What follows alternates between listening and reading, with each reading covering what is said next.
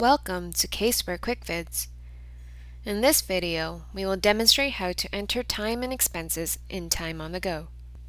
By default, all staff members can post non-billable time and expense entries. But to post billable entries or to post on behalf of other staff members, certain role permissions are required. The entity access role on the client entity or equivalent is required to post billable entries on that client.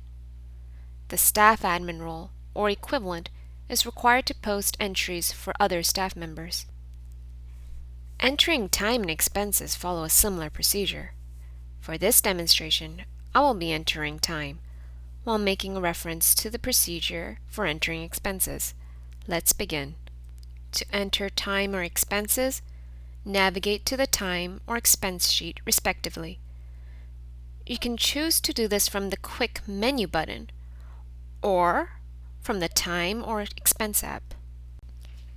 I'm going to use the Time app.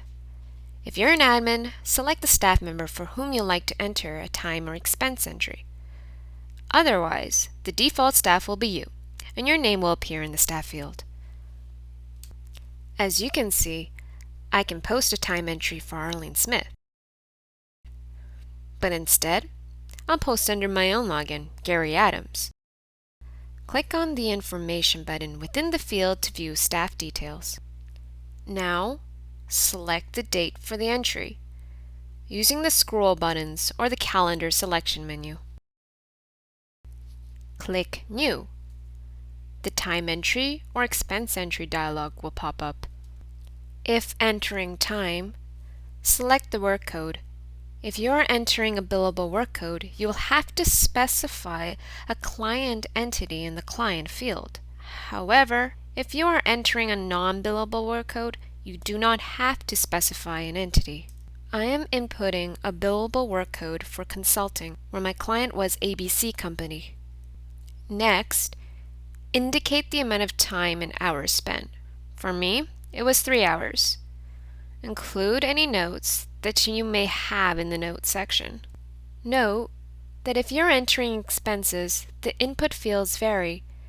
Instead, you must indicate the quantity, rate, surcharge, and amount. You can now also attach a receipt. For more information on these fields, refer to our online help. When done with the entry, choose to save, or save and add more if you have more entries you'd like to post. Confirm that the calculation is correct. If no staff rates were added for your account, your rate amount is 0. Once the entry has been added, it appears as an editable entry. You can also choose to view your entries in 2 ways: by date or for a specified date range. Furthermore, you can modify the time or expense entry details here, or delete it.